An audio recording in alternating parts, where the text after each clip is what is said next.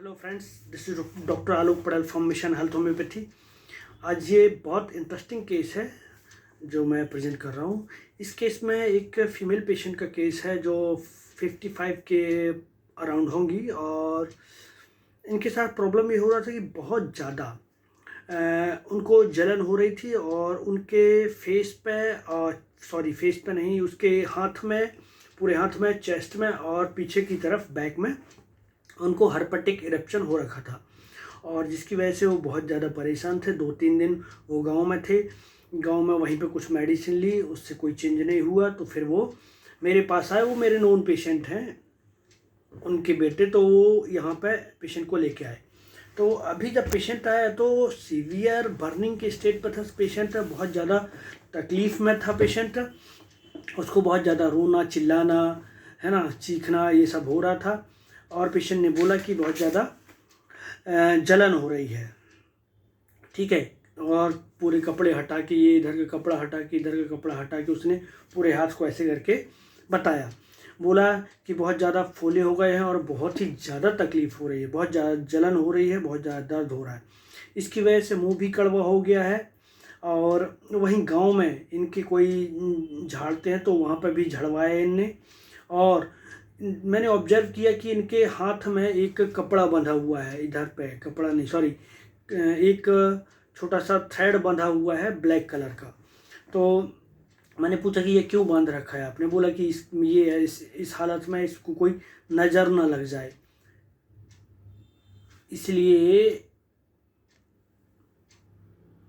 इसलिए मैंने इसको बांध रखा है।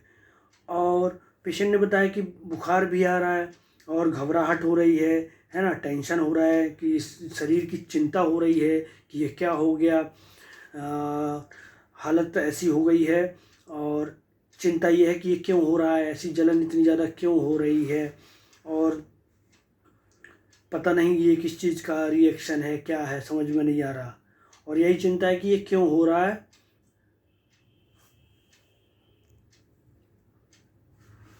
तो फिर मैंने कहा कि ठीक है, मैं आपको दवाई देता हूँ। और बोला कि घर घर का भी टेंशन है, घर में भी बेटा अकेला है तो उसके लिए खाना भी बनाना पड़ेगा, तो कौन बनाएगा, मैं तो यहाँ पे आ गई हूँ ट्रीटमेंट के लिए।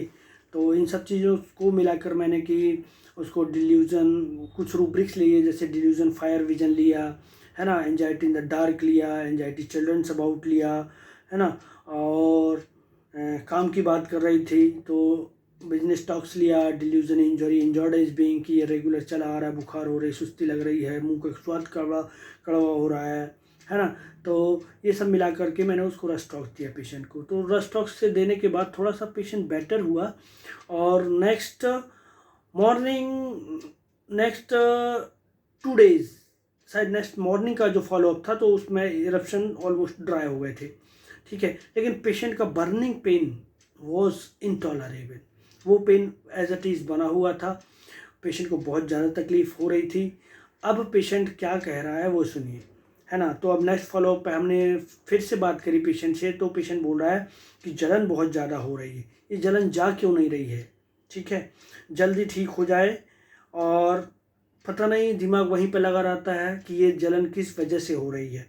ऐसा लग रहा है कि वहाँ पर चींटियाँ काट रही, चींटियाँ जैसे काटती हैं ना, इस तरीके का लग रहा है। ऐसा लगता है कि इतनी ज़्यादा जलन होती है कि प्राण निकल जाएंगे। ठीक है, पता नहीं ये जलन इतनी ज़्यादा क्यों पड़ रही है, बर्दाश्त से बाहर है, रोना आ रहा है। और बस वहाँ पे क्या, मैं तो एक कोने में इसको जलन वाली जगह को पकड़ के बैठ जाती हूँ। तो मैंने कहा ठीक है। इस बार भी मैंने उनको कुछ मेडिसिन दी, जैसे कि डिल्यूजन फायर सीज, है ना, बिजनेस टॉक्स, बस ठीक होना चाहिए ये तकलीफ़। तो बिजनेस टॉक्स, डिल्यूजन सीज भी मैंने लिया था क्योंकि पेशेंट ने ऐसा बताया कि यहाँ पे पूरा कसाव जैसा लग रहा है। तो ये जो कसाव सा है, तो भी कसाव, तो डिल्यूजन सीज लिया, डिल्यूजन इंसेक्ट सीज लिया। और इन सब में फास्फोरस मेडिसिन आती है तो फास्फोरस ने भी कोई काम नहीं किया। फिर पेशेंट ने, फिर घर गया पेशेंट, घर में फिर उसका फॉलोअप आता है कि बहुत ज़्यादा जलन हो रही है। बेटे से कॉल करवाया उसने, तो उसने बताया कि करती क्या है अभी अम्मा, क्या कर रही हैं? तो बोला, बेटे ने बोला कि उसको इतनी ज़्यादा तकलीफ़ है, चीख रही हैं, चिल्ला रही हैं, रो रही हैं और तरह तरह की बातें कर रही हैं दर्द में, और बस हाथ को पकड़ के वो बैठ जाती हैं। तो जब ये सारे मेडिसिन फेल हो गई, और भी मेडिसिन मैंने दी थी, जैसे स्ट्रोमोनियम दिया था, रियल बताऊं आपको, स्ट्रोमोनियम भी फेल हो चुका था, और लैकेसिस भी दिया था इसको, तो लैकेसिस भी फेल हो गया। जब ये सारी मेडिसिन फेल हो गई, तब तब हमको क्या करना होता है कि just what we have to do, see इतना हमने जो भी आइडिया अप्लाई किया, लाइक माइंड मेथड हमने अप्लाई किया, तो just it was almost failed, almost all coming medicine was failed. So if you are not getting desirable result by your adopted method, just change the track. Understand that point कि हमको क्या करना होता है। हमने जो मेथड अडॉप्ट करी prescription की पेशेंट को ठीक करने के लिए, और वो मेथड यदि फेल हो रही है, तो we have to change the track, हमको दूसरा चेंज द आइडिया, हमको दूसरा आइडिया अपनाना है। तो इस बात पे हमने क्या किया कि पेशेंट का, जब पेशेंट के बेटे का फ़ोन आता है कि इनको दर्द बहुत ज़्यादा है, बहुत ज़्यादा रो रही हैं, चीख रही हैं, चिल्ला रही हैं, और अपने हाथ को ऐसे पकड़ के बैठ जाती हैं, तो my dear friend, I was searching this such kind of rubric. तो जनरली मुझे एक मटेरिया मेडिका है, वो सॉरी रिपर्टरी है, Phatak repertory, generally I use to that repertory in some time in such kind of cases. So वहाँ पे मैंने देखा कि उसमें अल्फ़ाबेटिकल है, तो उस पर मैं गया, बर्निंग, पेन, बर्निंग, या ऐसा कुछ रूब्रिक है, burning, pain, grasping with hand, burning part, grasping with hand, सीधा सीधा रूब्रिक है, burning part, grasping with hand, simple, एक ही मेडिसिन आती है उस पर, कॉस्टिकम। तो my dear friends, causticum, I got that remedy causticum. Now I try to find out more rubric regarding this.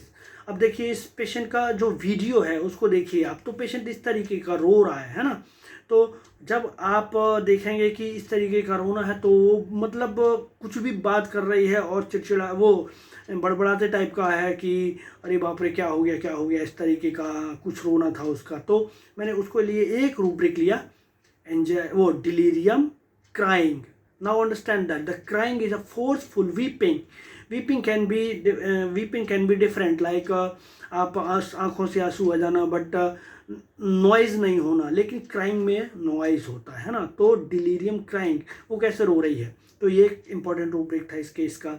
Now try to find out more other rubric with the case.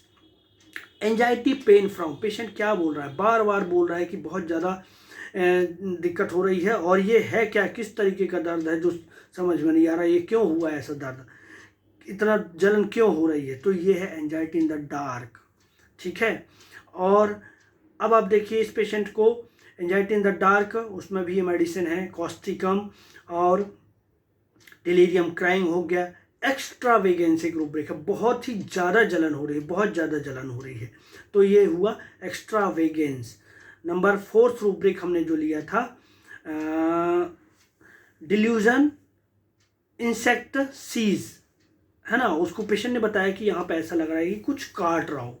ठीक है, तो ये सारे rubric हमने लिए, और patient एकदम बेचैन हो जाता है, उसने बताया था ना, घबराहट होती है, बेचैनी होती है दर्द की वजह से, तो सिंपल रूब्रिक लेना है अपन को, रेस्टलेसनेस, पेन फ्रॉम।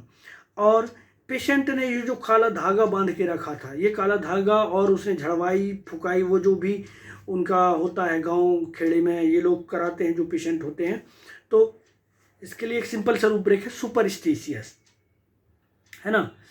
और एक उसको जो तकलीफ हो रही थी उसकी वजह से, जो मतलब पेशेंट को दर्द हो रहा था, दर्द जलन हो रही थी, उसकी वजह से उसको एंजाइटी हो रही थी, तो सिंपल रूब्रिक है एंजाइटी पेन फ्रॉम, है ना।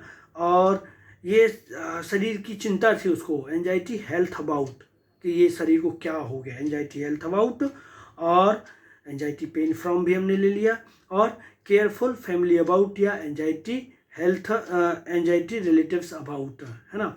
तो इन सारे रूब्रिक्स को कवर करते हुए जो मेडिसिन है। और पेशेंट ने एक बात और बोली थी कि मैंने पूछा था पेशेंट को कि आप काम क्यों नहीं कर पा रहे हैं, काम कैसे मैनेज कर रहे हैं। तो बोले काम नहीं कर पा रही हूँ क्योंकि हाथ में तकलीफ़ है, इसकी वजह से मैं काम पे नहीं जा रही हूँ। तो एक और रूब्रिक हमारे पास, delusion sick she is, that's why she is not able to work. मतलब एक रूब्रिक है हमारे पास, that is the reason that patient is not working. Rubric क्या है, delusion sick he is, for that reason she is not working. ये एक rubric था। तो पूरे ये सारे रूब्रिक्स पे एक ही मेडिसिन कवर करती है। Medicine was Causticum. कॉस्टिकम को 30 का पोटेंसी सेलेक्ट करने के बाद उसको फ्रिक्वेंटली हमने उसके डोजेस दिए, फ्रिक्वेंटली बार बार हर 5-5 मिनट में, फिर आधे घंटे पे, फिर 30 ने काम करना बंद किया, फिर उसको 200 के डोजेस दिए फ्रिक्वेंटली एवरी 4 आवर्ली। फिर 200 से 50-70% 80% पेशेंट बेटर हो गया। फिर 1 mg का डोज दिया, 1 mg के कुछ डोजेस से पेशेंट कम्प्लीटली क्योर्ड हो गया। तो ये केस पोस्ट करने का सिर्फ मेरा यही मतलब है कि डोंट बी लकीर का फ़कीर लाइक, कि हमने जो सीखा है सिर्फ वही सीखा है और हमको उसके अलावा और कुछ नहीं देखना है। See homeopathy, nothing can be separated from the homeopathy because everything is the part of homeopathy and realise that everything connect to everything else. सब कुछ एक दूसरे से जुड़ा हुआ है, रिपर्टरी जुड़ी हुई है, हमारी बटीरिया मेडिका, हमारी मेथड्स। तो हमको, और इस केस में यही कहना था हमको कि if you are not able to get desirable result by your adopted method, just change the track and you will get the brilliant result from another method. So my dear friends, this is the case. Thanks for watching.